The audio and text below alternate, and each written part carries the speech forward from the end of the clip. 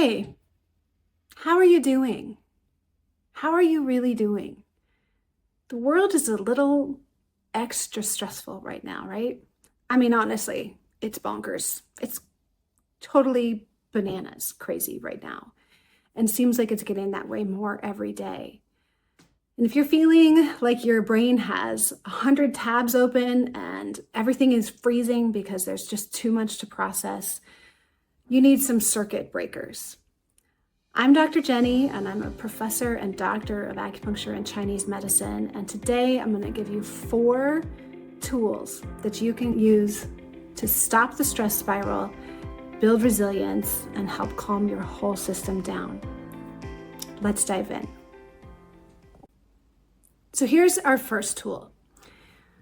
When you are spinning, your body is stuck in fight or flight, and we have to do something to break that, to almost to hijack your system, to get things to shift, to get your vagus nerve to wake up, to help you get out of fight or flight and calm down a bit. So our first technique is called the Physiological Sigh. So you're going to start out by taking a really deep breath in through your nose. And then at the very top of the breath, you're going to take in one more tiny, sharp inhale.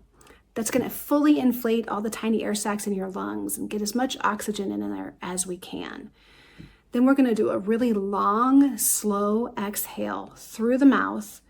The key thing here is that this needs to be much longer on the out breath, on the exhale, than it does on the in breath. Let me show you. So in through the nose and then that sharp inhale at the end.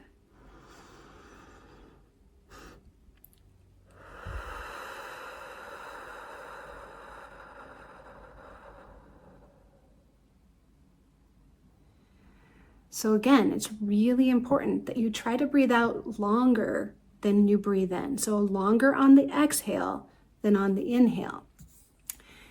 That plus that little second sharp inhale is the secret. It offloads carbon dioxide more and it hacks your vagus nerve. It tells your nervous system that the danger is over.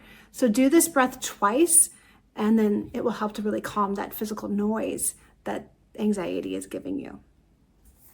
Okay, so tool number 2 is called Soft Focus, Pointy Focus. So this is a tool that I have taught when I was in clinic, I taught my patients, and now I teach coaching clients, and I use it myself to help to train our brain to move in and out of that vagus nerve calm state and more of a vigilant aware state. They're both really useful, guys. Being calm all the time is not necessarily the goal.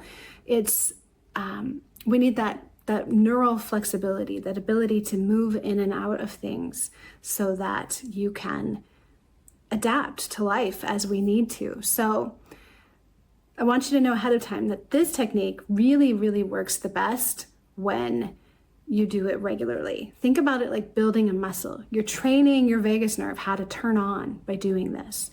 So what is soft focus, pointy focus? So I'm going to start with pointy focus. So this is like when we are really zoomed in on things, like if you were a camera, like you're zoomed in on the details. And this can be a great place to be when you're really trying to get a lot of work done or focusing on something for a little bit to get really, to get the details, to get it figured out. However, when we hyper fixate on things, especially for a long time, whether that's your phone or certain events or, physical sensation that you're feeling, this pointy focus sends a signal to our brain that there's threats happening. So it puts us into that fight or flight state. So what is the fix? The fix is to switch to soft focus. So soft focus is like zooming out. If pointy focus, if you were like a camera, if pointy focus is you're zoomed in, you're looking at the mountain and you are zoomed in on one tree on that mountain. With soft focus, we're moving out more to panoramic, where you let your focus soften and you're kind of taking in everything at once instead of really zooming in. And I want you to play with that a bit. Kind of do that right now, where you're letting both your eyes and your mind zoom in on something and then zoom out and soften. And just notice how it feels. When you go into soft focus, it's really helpful to actually relax the muscles around your eyes and your face and take a breath when you do it. When you're taking in that whole horizon and you've gotten a softer gaze, you're sending a message to your vagus nerve and your brain that you're safe, that you can relax. So I want you to practice it a bit. This works the best when you do it with some regularity, just like practicing anything or building a muscle. You have to teach it. You have to train the brain to do this easily. But do it for a few minutes every day, and you will find that you can do it really quickly once you do that. The great thing with this one too is that you can do it anywhere. Nobody has to know you're doing it. If you're stressed out in a meeting or taking a test or whatever it is, you can just do it anytime. And again, it works best when you practice it regularly. Okay, so on to tool number 3. This is all about the power of neutral. Now that we've learned to shift our focus with soft focus and pointy focus, we're going to learn to start shifting our mindset. So most people try to jump from panic to joy. The goal is to just find neutral. When you're feeling really anxious or really stressed, don't worry about trying to be happy or trying to be positive. Really just try to be present. Neutral isn't good or bad. It's just steady. And I think we all need a lot more of that. A lot more. And there's kind of a strange thing in at least in the US, where being happy is always this goal. And in Chinese medicine, that's not really realistic. All of our emotions are valid and have their place, and equally every emotion, when it's in excess, can cause problems, even happiness. Weird thought, huh? But I think that we need to give some credit to just being neutral and how much it can give us that steadiness that we need that will help to retrain our nervous system. So take some time to just practice getting to neutral when you're just a little annoyed or a little frustrated, because it's a lot easier to make that leap than it is when you're truly in an anxious, like anxiety, panic state. So practice when it's just a little annoying. Can I get to neutral? And that way it's there for you when things are really stressful. You'll already have that brain training to do it. So I, for instance, like to do this before I go to sleep at night, and also when I wake up in the morning, just to try to find that neutral. And from that place, I think you'll find that there's just more clarity and calmness and stillness to be had there, whatever time of day it is that you're doing it. Okay, so here's tool number 4. This is the sensory grounding technique, okay? It's also sometimes called the 5-4-3-2-1 method. So if your thoughts are still racing, we need to get you out of your head and back into the room, okay?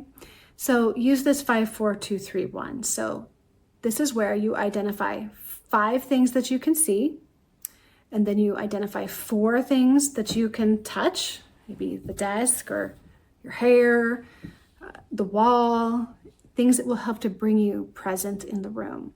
Then we're going to think of 3 things that you can hear, like I can hear the wind right now and the cars going by on the street outside.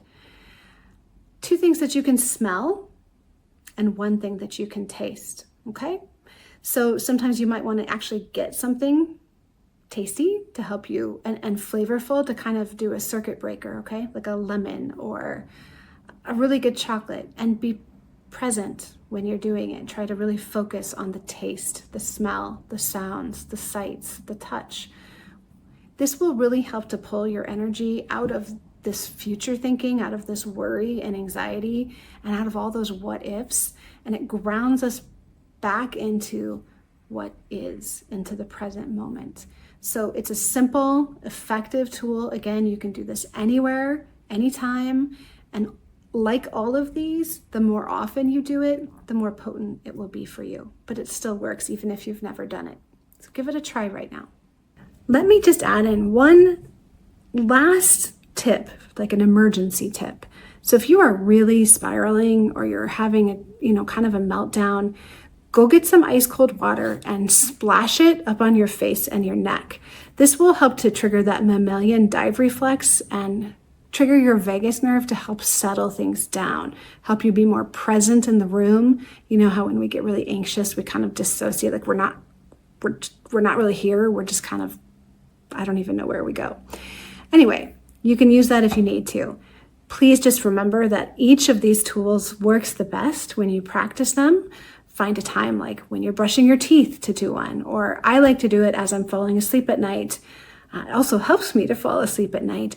And even when I wake up in the morning, I do the coming to neutral thing in the morning to just kind of set my day at a nice neutral tone, so that I can be in that calm, content, neutral place going forward. So let me know in the comments, which of these are you going to try first? I would also really love to hear any ideas that you have for how you deal with anxiety and things that you can do to feel calmer and share with the rest of us. I'm going to put all of these tips in a resilience checklist in the description box so you can find it there and download it to use at home. And I hope that we'll see you in our next video. We're going to be doing a deep dive on a stagnation audit where you can find all the areas in your life and in your body and your health where you're really stuck and stagnant and what you can do about it. I hope to see you there. I hope you're having a great week.